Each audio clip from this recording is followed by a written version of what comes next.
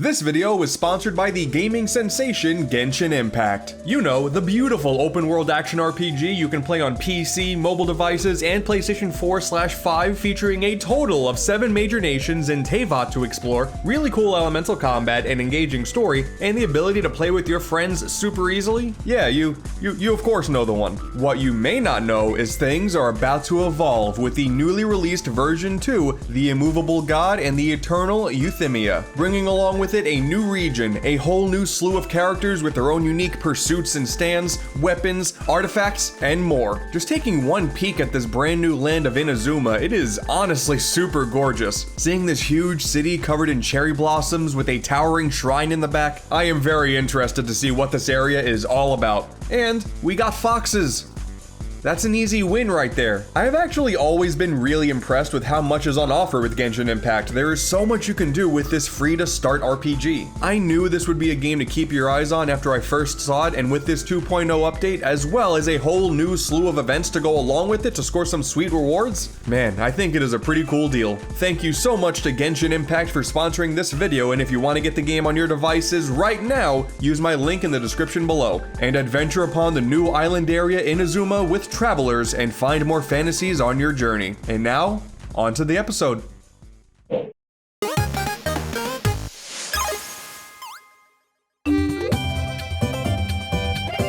The Legend of Zelda Skyward Sword. You want to talk about being divisive in the Zelda franchise? Well, boy howdy, look no further than here. I feel like for most other 3D Zelda games out there, you can find some pretty healthy debates on the good and bad sides to each of them. Wind Waker's water traversal, the 3-day system in Majora's Mask, Midna being objectively the best partner Link has ever had. That is a fact, it's been said in a YouTube video, so it is the absolute truth. Skyward Sword though, whoo, man, bring up the controls just for a second and the pitchforks come out.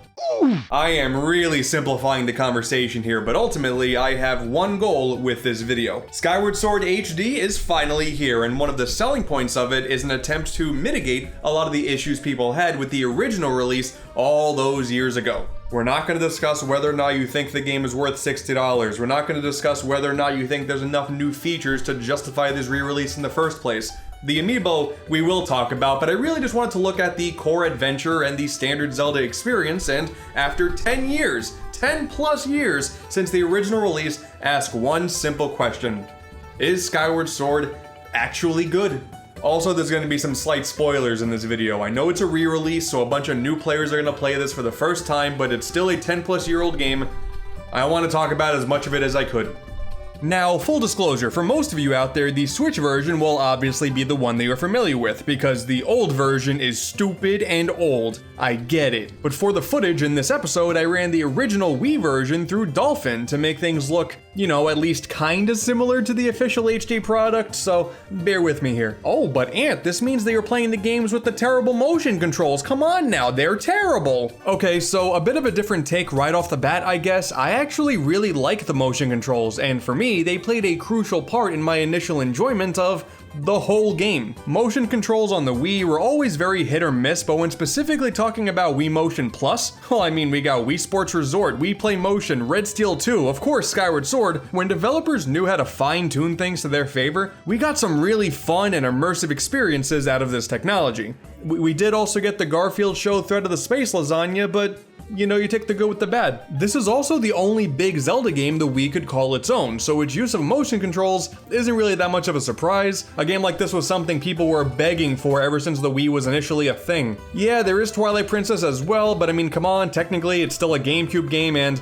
I don't think anybody cares about crossbow training, so yeah, Skyward Sword it is. I often see the game's issues boiled down to two primary arguments. First, obviously, the controls. Now, points to the Switch version immediately because that game includes the ability to do motion controls with the Joy-Cons as well as standard controls with the Pro Controller or in handheld mode. That's awesome. You whippersnappers out there don't have to deal with this adventure being motion controls or bust anymore. As much as I did enjoy the controls, having more options is never a bad thing. They did the same thing to Super Mario Galaxy when that was ported to the Switch, and I think that is realistically the best approach to take when it comes to official ports of Wii games. But regardless, a ton of the mechanics here were made with the sole intention of making you really feel like you're Link. If I were to be so dumb and cliche, swinging the sword by swinging the controller, doing an underhand swing to bowl a bomb, tilting with really fine detail to maneuver a flying beetle, these are all things that I love, but I could never fault others who couldn't look past it. At this point, your whole life, you're probably used to playing Zelda a specific way with a specific control scheme, but even still, many preferred Twilight Princess on GameCube over Wii simply because they didn't have to move their hands to do attacks. The motion control stuff was always the afterthought in my opinion. The pointer controls, that's what shined in these Zelda games, and that's why gyro is so good in modern Zelda games. That being said, I'm not really sure why some act like these sword controls result in you needing to swing the controller like you're overly caffeinated.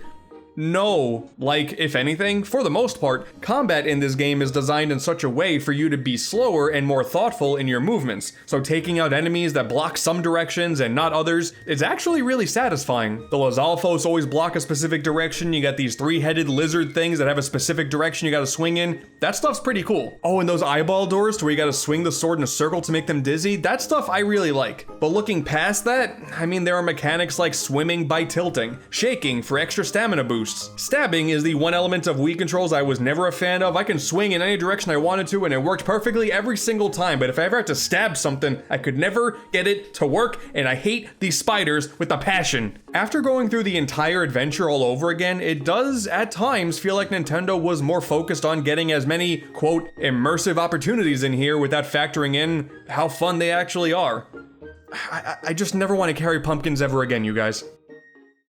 And arguably the best thing to come out of the controls for this game are the controllers. Getting that beautiful golden Wii remote for the original release, these Sword and Shield Joy-Cons for the re-release, oh, they're gorgeous. And actually, this reminds me, this means the Switch version lacks the how to set up your Wii Motion Plus video from the title screen. Can we really call the HD version the definitive one if we don't have the Wii Motion Plus instructional video in it? Nah, realistically, Nintendo also probably wanted to re-release this just so they can have a version of Skyward Sword out there without a game-breaking bug in it. Yeah, for those not in the know, in the original, if you do one of the final missions in a very particular order, you can lock yourself out of progression. It is really close near the end of the game too, and that sucks. It's easy to pull off, but thankfully easy to avoid as well, and since Wii games could not be patched, Nintendo actually released a save data saving channel, still downloadable off of the Wii shop at the time of this video by the way, that will patch your save data to fix things. That's all fine and good, but the real punchline to all of this is the banner for it just reuses the jingle from Animal Crossing City Folk.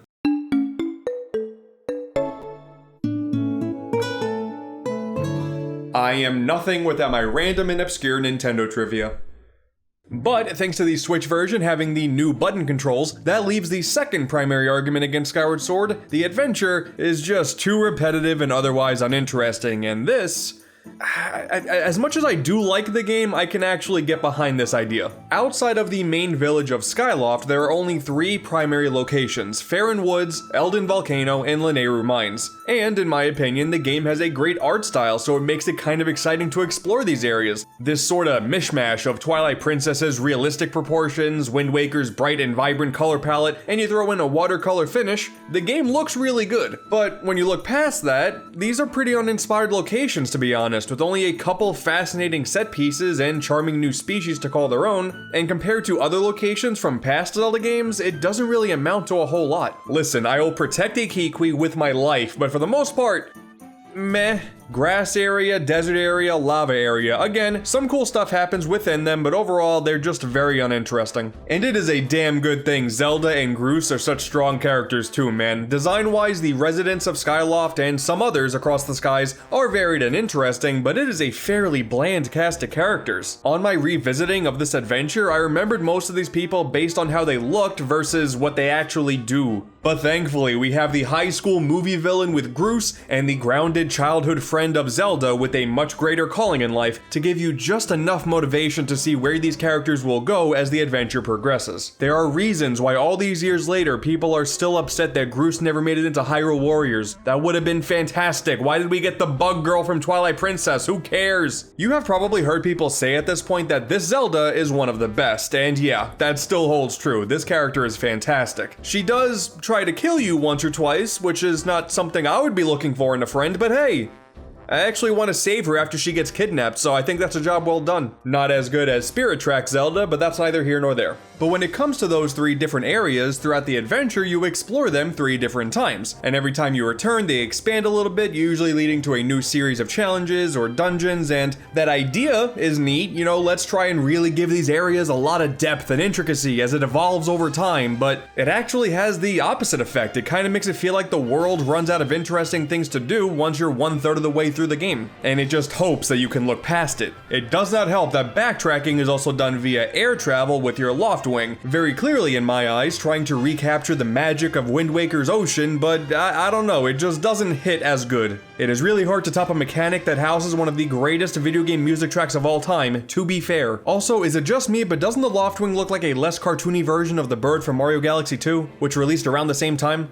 I think Nintendo's trying to tell us something, I'm just not sure what. There are some interesting islands scattered throughout the sky, usually housing a fun minigame or a character that might have something for you to do, but more times than not, you just go from Skyloft to one of the glowing pillars of light over and over and over again, making things feel super linear, and yes, it does get old. And it makes the adventure feel like it goes on for 10, maybe 15 hours too long. In my opinion, it never feels like you're exploring a world, you're just going to different levels, and I'm not really sure how many others will agree with me on this, but when a Zelda game doesn't really feel like you're exploring a cohesive world, that is definitely a disappointment. But hey, that's where the amiibo comes in, I guess. So technically exclusive to the amiibo, by activating it at any time, you essentially will unlock fast travel, so you can pop into the sky from wherever and then go right back to where you were when you first used it. And that's dumb?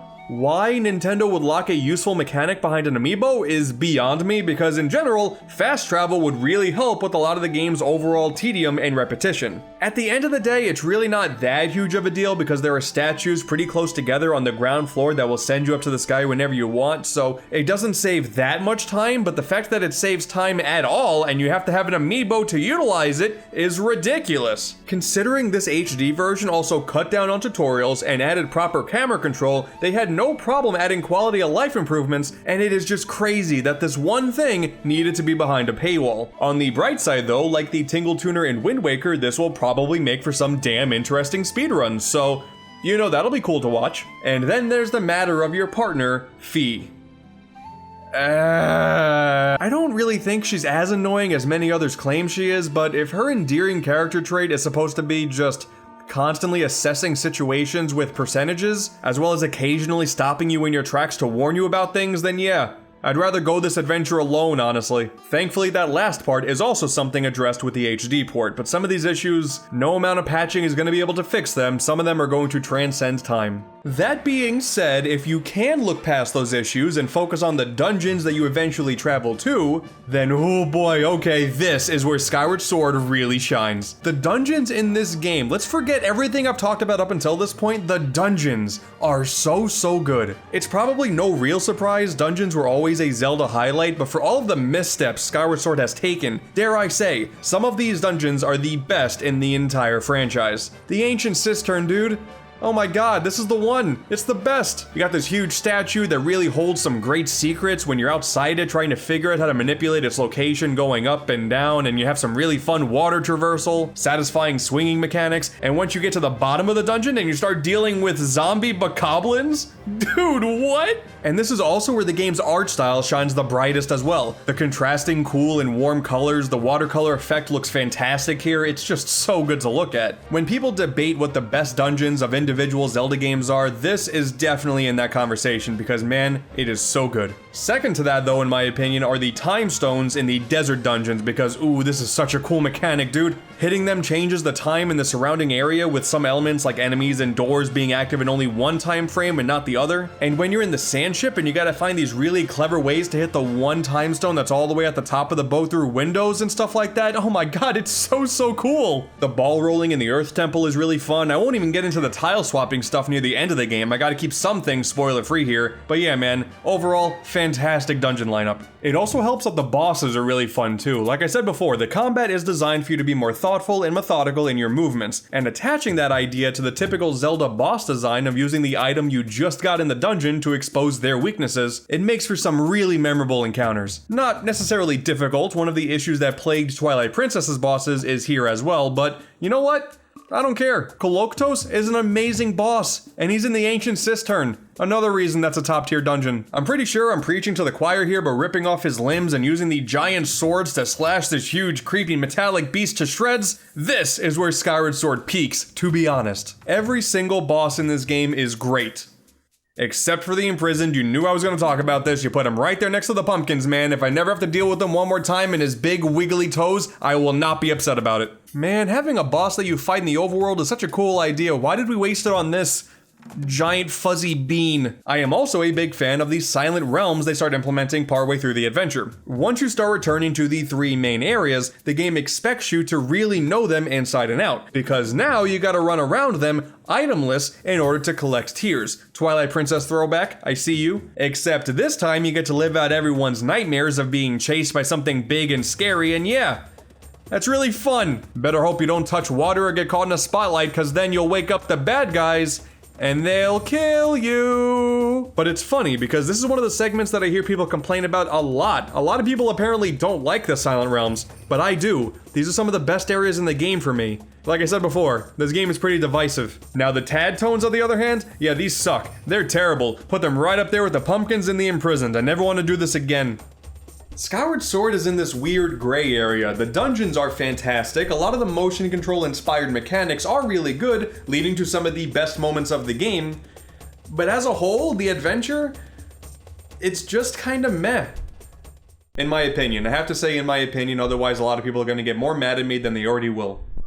Obviously, it all boils down to just how much these are issues to you, but the repetitions in some of these locations, the linearity to get where you need to go, Fee holding your hand when things get a tad too confusing, the most disgusting amount of backtracking I have seen in this franchise. It doesn't make the game bad, but to say this is a mid-tier adventure would be really putting it lightly. The most freedom you get comes with these side quests and the collectibles, and this whole thing is just kind of okay. You got materials and catchable bugs all over the place, which allow you to upgrade items and potions back in Skyloft. Neat idea. Maybe more useful in the harder hero mode, but otherwise, a pretty unnecessary feature. You could upgrade the slingshot to fire more pellets at once, you could upgrade the net to be bigger when you want to catch bugs, you can take any potions that you buy and make them more effective, but because the game is so easy and straightforward as it is, you never really get to appreciate these upgrades or wish that something that wasn't upgraded was. Like I said, cool idea, but in execution, pretty unnecessary. And then you got the gratitude crystals, the reward that you get for helping out other people in the village.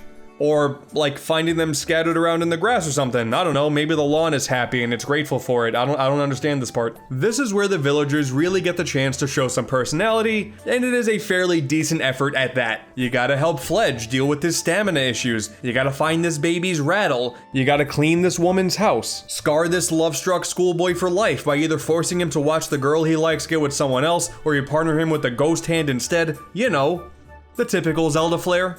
But, back to the original question, is Skyward Sword actually good?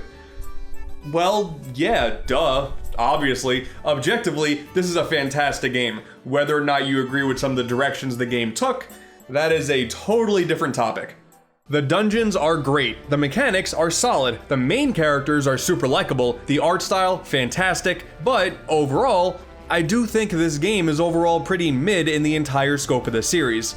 And that's okay. The best part about Skyward Sword being on the Switch now is there are far less excuses for first-timers to give this adventure a shot and come up with their own conclusion. Considering the original release is one of the worst-selling games in the franchise, there are more Zelda fans out there that have not played this game than you probably think. And while internet discourse might have you believe that this is easily the most hated game in the franchise because it's terrible, it's bad, it's stupid, Fee is dumb and won't shut up, I also know that for many others, this is actually their favorite favorite. And from a conversational point of view, I can and will always appreciate, for the entire series really, that the community can look at and play the same thing and have such wildly different reactions to it. As long as you're not mean about it, it is worth having that conversation. Like, personally, I would say Wind Waker and Twilight Princess are better than Skyward Sword. It'll always be hard to top those in my opinion, but I also think I would be more willing to give this another playthrough before going back to Ocarina of Time or Majora's Mask.